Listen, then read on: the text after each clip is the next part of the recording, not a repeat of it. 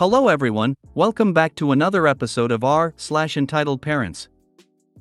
In today's episode, Stepmonster tried to hijack our baby shower. EM assaults me after her daughter steals my candy. Mom with autistic adult son. Before we get started, make sure to subscribe so you will never miss a video. So let's get started. Stepmonster tried to hijack our baby shower. All names are fake. My fiancée Jane found out she was pregnant in June 2021, and we announced it to our immediate families in August. At first, SM was completely uninterested in our baby. Not that I expected much from the woman whose reaction to our pregnancy announcement was to ask Jane if she was sure it was mine. Even my dad berated her for that one, but she barely seemed to acknowledge the fact that we were expecting. Instead, she was more interested in my stepbrother, who was also engaged, and would give her beautiful grandbabies soon. No complaints. We didn't want her involved, and we didn't even have to say anything. Planning our baby shower was complicated. Both me and Jane would have to work until the holidays, and I wanted to be involved. The due date was in February 2022, so we decided on early January as the best period of time. We enlisted 2 people as planners. My sister Laura, just realized I'd never given her a name, and Jane's best friend Nina. Me and Jane are mostly laid-back people.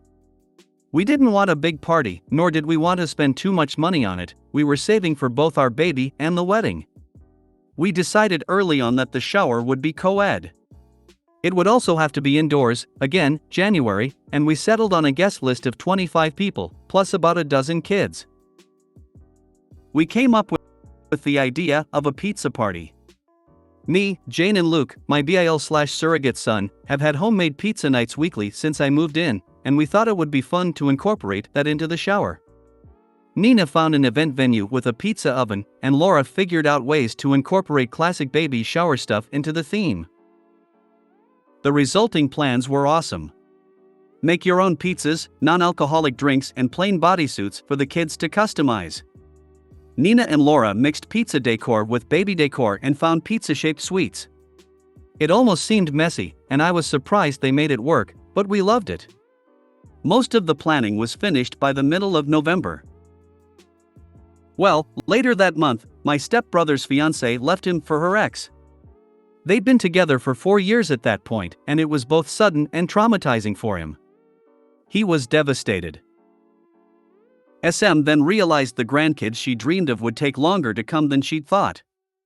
So naturally, without her son's milestones to obsess over, she moved on to mine.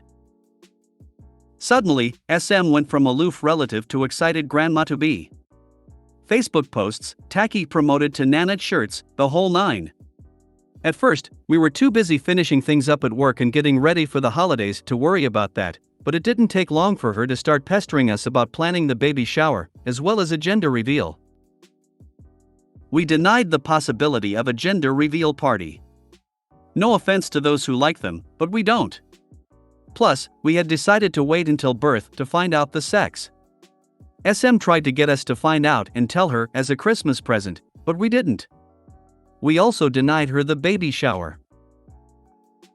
She told my father, and he told Laura into letting SM help out with the plans.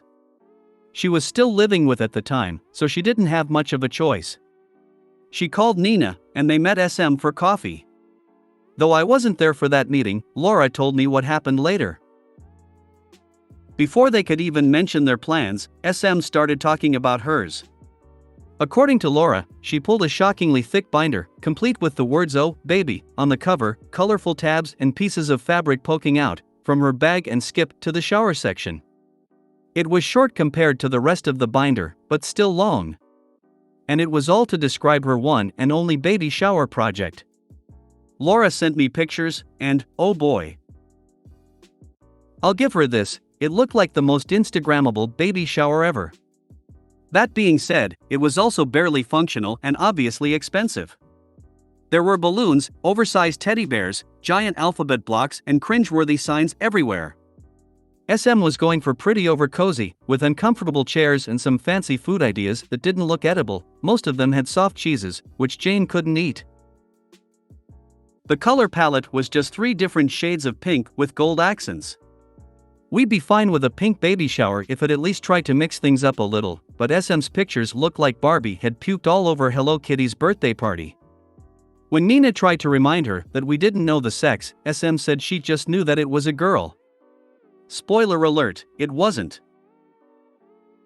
SM also wanted an all-female, child-free party with fancy caterers and alcohol.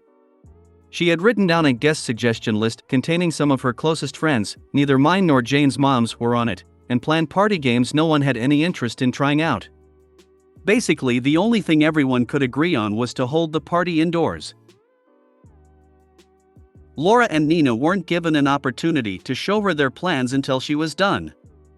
Once they could, they explained that, while they could find a way to incorporate some of SM's ideas, they'd already settled on the pizza theme.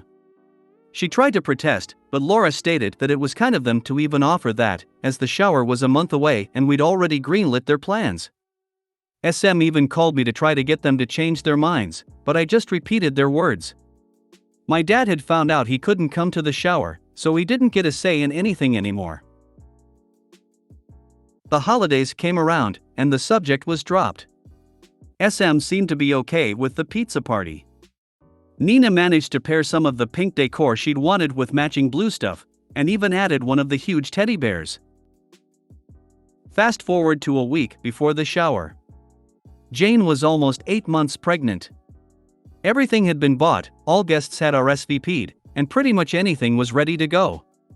The shower was set to start at 7 p.m. SM offered to get to the venue earlier to prepare everything. Laura agreed, mostly because she knew SM would complain if she didn't get to do anything, and the venue even let them drop off their decorations before the party. Me and Jane promised to get there at 6. 2 days before the shower, however, the venue called Nina. They told her that SM had stopped by to drop off large, heavy boxes of what she called a little surprise for us. She'd informed them that she planned on showing up at 3:30 p.m. to start setting it up. They were calling to reinforce that the venue was only booked past 4 p.m., since SM almost threw a tantrum when told that.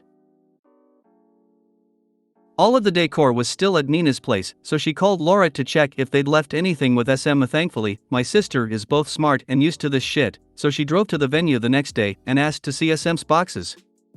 She told me she wasn't even surprised at its contents when she opened them, but was still shocked at SM's audacity. All of the boxes were filled with pink, frilly decorations. Some of them seemed to be the exact same items SM had initially shown Laura and Nina. The signs, the balloons, the placemats, everything.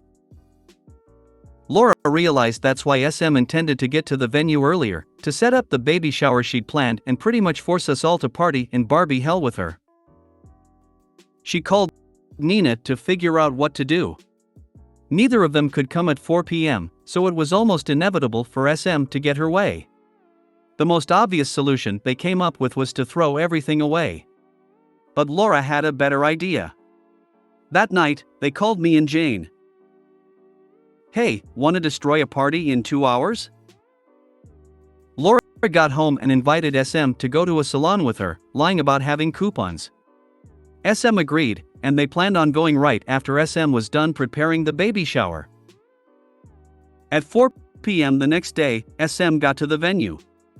She was done setting things up by 5, I'll admit, the woman is fast, and quickly left to meet Laura at the salon. Once they were together, Laura texted Nina that the coast was clear. At that, me, Jane and Nina went to the venue. Sure enough, SM had prepared her party. To make this shorter, I won't describe it, but I will say it was so pink it almost gave Jane nausea. For the next 2 hours, Laura distracted SM at the salon while the three of us quickly took down every piece of decor SM had put up and replaced it with the pizza party stuff. We set up the activities, made up the tables, and put every pink item we found back in SM's boxes. It was actually really fun. We were done only minutes before the shower started. A handful of guests arrived before SM did, so I barely saw her all night. Laura told me that when they got there, SM's jaw dropped as she tried to make sense of what had happened to all her pink decor. My sister just smiled, whispered "nice try" in her ear, and went to help Luke customize a bodysuit. Overall, the baby shower was everything we'd hoped for. Our friends were there, people had fun, and we had a ton of pizza. So I didn't really care that SM spent the whole party literally sulking in the corner. Nina did catch her trying to put little pink bows on top of the cupcakes, but she quickly shut that down. I give Laura and Nina full credit for saving the day. SM's interest in our baby quickly died after that. She stopped wearing her Nana's shirts, didn't come to see us at the hospital when he was born, and refused to even acknowledge that he was a boy until she met him weeks later. Up until we went and see, she was a very loose definition of the word grandmother. I couldn't be more grateful my son will never know her. Edit: the baby shower was at 7 p.m. because it was the only time that worked for everyone. That included the venue, because it was booked for the morning and we needed time to set things up. Luke was the only small child there, all the others were at least 9. Most of the parents there left early on, too. Also, though it wasn't child-free and we were prepared for everyone we'd invited, not everyone on the guest list was able to come. I love the "nice try" absolutely. This is Sparta moment amazing, great, but apologies for the pain you went through. I've told Laura that that moment alone could be the sole reason why she's my son's godmother. I broke into a huge smile at that part. I adore that level of petty. I love a good neutralization and counterattack story. Laura and Nina rock. They do. Nina has been Jane's best friend since they were in diapers, and has always been a huge help. And Laura is easily one of the most reliable people I know. I am hoping against odd that you have pictures of the horrid decorations. Would love to see you send them to every video game publisher, as here's a fun background for blood and gore. For a minute, I was sure the pizza oven was going to end up full of burning pink decorations. Probably better your way.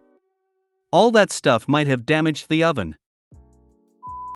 EM assaults me after her daughter steals my candy. This happened almost 6 years ago. I had just turned 20. At the time, I was a college student with no job, but I occasionally worked as a babysitter.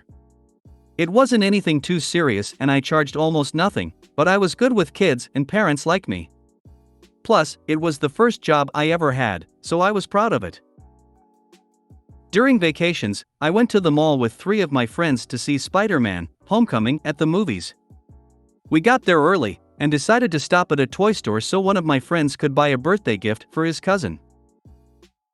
There was a candy kiosk nearby, and I wanted to get some for the movie, so I told my friends to go ahead without me, and I'd meet them in the store.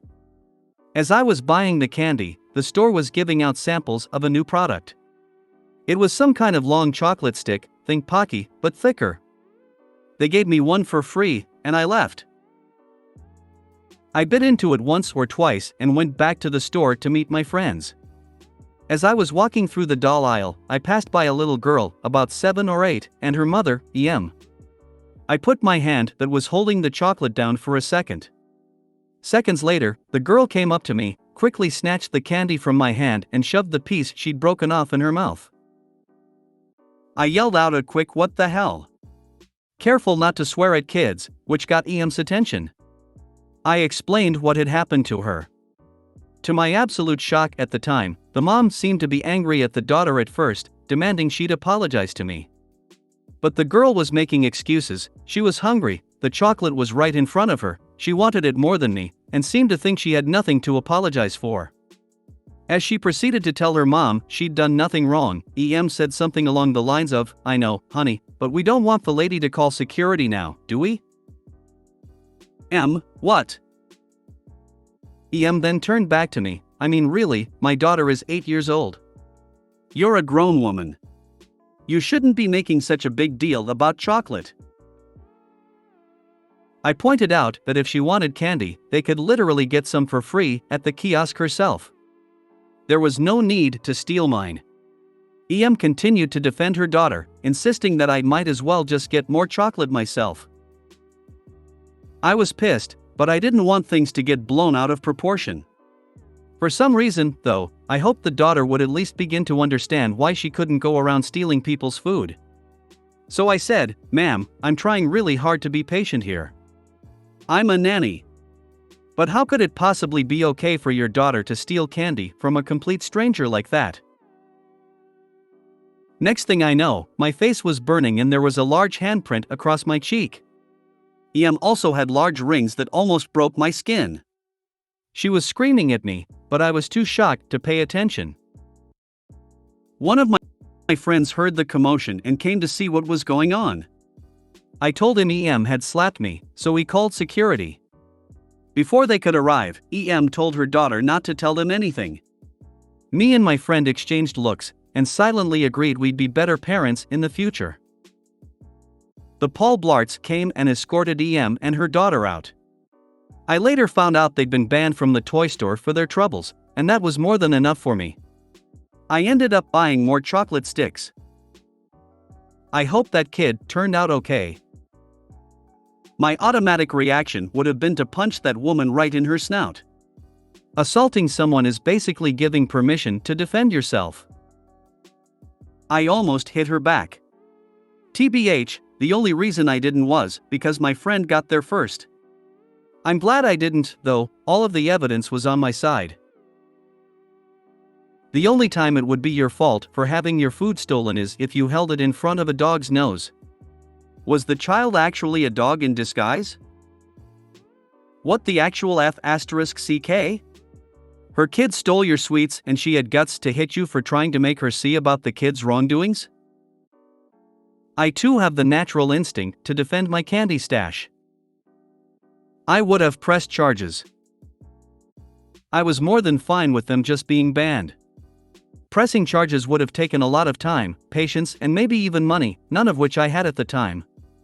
And part of me knew that even if I did, it probably wouldn't go anywhere. I would have told EM you have mouth sores, so now her kid does too. I would have told EM that I had some disease that was passed by shared saliva just to scare her from being an asshole. While that sounds good, I caution that then poor Opie would then be demonized by EM for carelessly existing in public with a contagious disease. And probably then sued if the kid came up with a cold 6 months later. That kid is probably doomed. We will read about her on a related sub in the not too distant future. Mom with autistic adult son. I would like to start with the fact I am not discriminating against someone who is autistic or trying to be a douche. I was at Universal Studios in Orlando a few weeks back, solo. I'm line for one of the shows. Naturally, it was packed because it was Worlds for cheerleading. The announcement comes on that everyone needs to move forward and squeeze together. Everyone packs together in the typical way. All of a sudden, this woman says, "You need to watch what you are doing when there is an autistic person near you." Apparently, I bumped into him with my fanny pack, as I had been bumped into by many other people as well. I just looked at her and said, "Lady, I'm sorry, but I have no way of knowing he is autistic, unless you want me to start judging people by their physical appearance." Mind you, this guy was at least in his 40s. The look of utter shock on her face was fantastic. Moments later, she shoves her way to the front and demands to be seated in the front row center because her son is autistic. The employees let her because they clearly didn't want to deal with her. She looked sharply at me to show that she was getting what she wanted. She clearly uses the fact that her son is differently able to do whatever she wants. Also, if you don't want to get bumped into, don't go to crowded places, it happens. Seriously though, am I supposed to start judging people's medical abilities based on appearance alone? I would have just said no and told her I know several people with autism, whose parents did not exploit in order to get their way like she is trying to do. Thank you. I didn't think I did anything wrong. Everyone gets bumped into in those places. It isn't like I ran directly into him. She clearly just wanted special treatment. Also, who am I to assume anyone's medical ability? Oh, I used to go to a lot of shows in the 90s, yes, that old.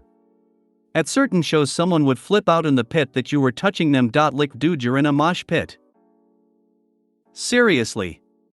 Don't go to Disney, Universal, or a Metro if you don't want to get slightly bumped into. I've had kids run full force into me in those places and I don't look twice because it doesn't matter. She clearly demands special treatment everywhere. I'm sorry. I didn't see the sign or t-shirts identifying people with invisible disabilities like autism. As for her seeking special seating, most theme parks, including Universal Studios, offer an AAP special pass for neurodivergent or disabled guest. She may well have had one displayed on her person that you didn't see. Quite possibly, I did not look for anything after I made my comment because I barely bumped into him. Also, it is a theme park, not the kind of place where you get much personal space, even when they reopened after COVID. I don't know. I think I would have been hard-pressed not to say, well, if he's bothered by getting bumped into people, why the hell did you bring him here?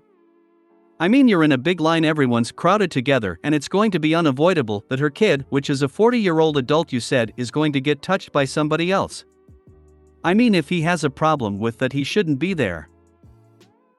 When I was at Disney, we left the person in wheelchair in a reserved area and joined the queue, and when it came to our turn, picked him up. It wasn't only wheelchair folk there. Don't know if this still happens, but it certainly took away the worry of wheelchair occupant getting bumped. They still do that. In the 90s, they used to just let the whole group through the handicap entrance, then finally realized that people were taking advantage. This person wasn't in a wheelchair, nor did he look upset that I accidentally bumped him with my fanny pack. It really was a light bump. This wasn't a line for a ride, it was one of the big open rooms you get in before one of the live performances. The people working said for everyone to move forward and squish together. I don't look for such special treatment, and I use a white cane because I'm half blind. I do spend time politely declining seats, etc. My vision is bad, but my legs still work. TBH, I'm autistic, and even I don't act like that. The mum is way too entitled and needs to dial it back. If you made it to the end of the video, thanks for watching. Don't forget to like, subscribe and share, and we will see you in the next video.